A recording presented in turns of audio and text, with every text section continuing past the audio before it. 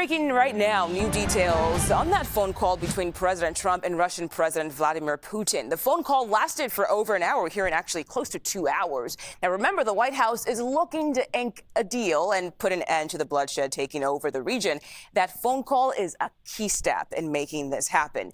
CBS News senior White House and political correspondent Ed O'Keefe is live at the White House now with more information about that call. Ed, good to see you. What do you know?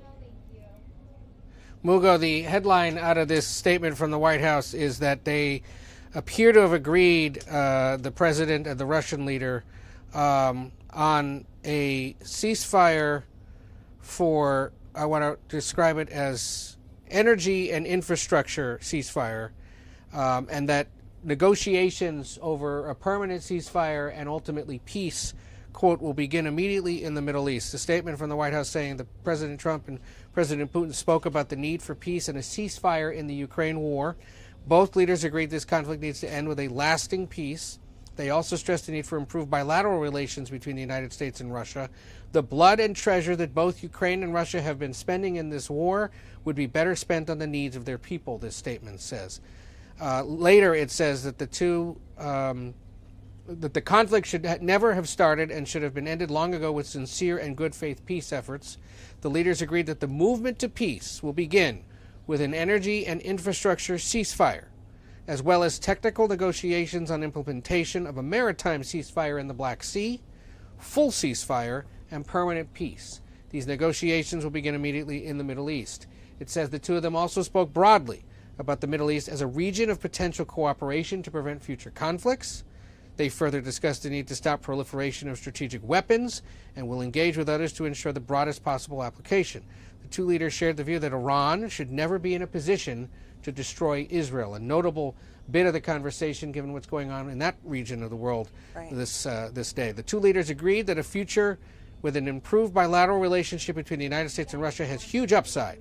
This includes enormous economic deals and geopolitical stability when peace has been achieved. So, they're not saying it explicitly, but it sounds like what is being announced here is that Russia's agreeing to the ceasefire arrangement, and that ceasefire talks will commence immediately somewhere in the Middle East. Most of them so far, at least regarding Ukraine, have been held in Saudi Arabia. We'll see if it's Saudi Arabia or somewhere else.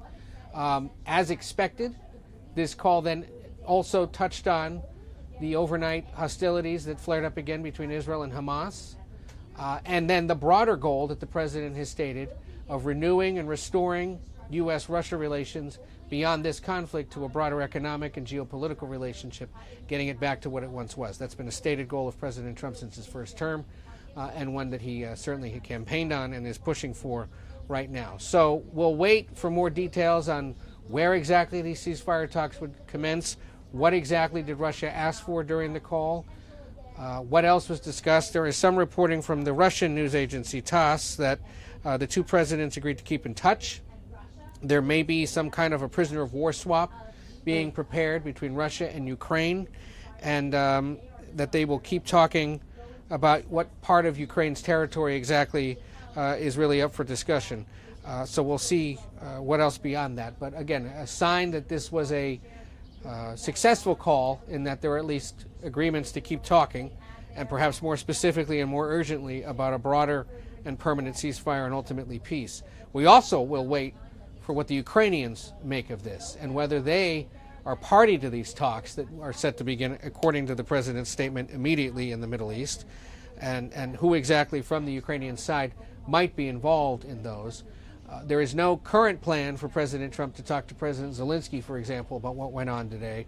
We'll hear about whether any U.S. official is briefing the Ukrainians, or if this is just going to proceed with the Ukrainians on the sideline. That would be, of course, a huge departure in how the U.S. has handled this situation during the Biden years, but that has been the point of the Trump administration, to do it differently. And it's resulted in this call that, as you said, lasted under 2 hours, started around 10 a.m. Eastern Time. We had been told it would begin somewhere between 9 and 11 a.m. Eastern Time, and it went on into the 12 p.m. Eastern hour, and it has resulted in this statement. We also don't have a full readout, by the way, from the Russians, so we'll wait and see if they have anything more to say, Mugo. All right, we shall wait and see. Ed O'Keefe live for us from the White House with some breaking news. Really appreciate your time this morning on the stream. Thank you. Afternoon, I should say. Now let's bring in Mark Cancian. He is the senior advisor with the Defense and Security Department at the Center of Strategic and International Studies. Mark, thank you for joining us as well. I want to read a piece of what was just said from the White House. They say, quote, "The leaders agreed that the movement to peace will begin with an energy and infrastructure ceasefire, as well as technical negotiations on implementation of a maritime ceasefire in the Black Sea, full ceasefire, and permanent peace." Now, these negotiations will continue immediately in the Middle East. Your reaction to that?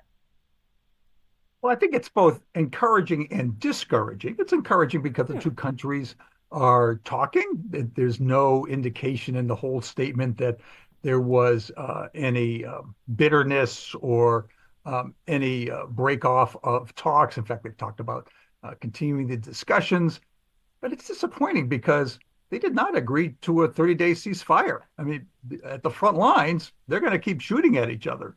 They agreed to stop attacking each other's infrastructure and energy. Both sides have been attacking the other's infrastructure. And then they said that they'll continue talks about a ceasefire. Sounds like the first thing will be some sort of maritime ceasefire in the Black Sea, and then, of course, a permanent peace settlement. So this is the first step of what's probably going to be a very long road and a little disappointing. I think many people had thought that the killing would stop. At this point, it's not going to. Yeah, and I know you say this is disappointing, and you did also very much point out the fact that they did not agree to that 30-day ceasefire deal that Ukraine had said they are willing to accept. But in your opinion, do you think this is a positive step to finally, hopefully, putting an end to this war? Oh, it's certainly a positive step because ending attacks on infrastructure and energy is an important reduction in the suffering of civilians on both sides. So that's good in itself. It just isn't the big step I think that many had hoped for. Right. And I want to bring back the topic of Ukraine here, because initially Volodymyr Zelensky, the president there, had said, yes, he is open to that 30-day ceasefire deal. And now they're not necessarily getting the ceasefire deal they had hoped for. And this conversation was between President Trump and President Putin. Do you think at some point Ukraine will be brought back to the table to continue these discussions? Well, I certainly hope so. It would be fair that when its future is being discussed, that it have a role in the discussion of that future. President Trump has preferred to deal one-on-one, deals with President Zelensky, deals with President Putin. We'll see what happens in the Middle East when they continue these discussions. But although I would certainly hope that they bring in not just Ukraine, but also Europe, so far, President Trump's approach has been one-on-one.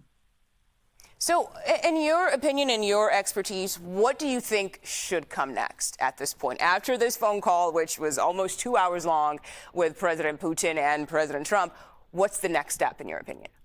It sounds like the next step is another meeting in the Middle East like they had a week ago.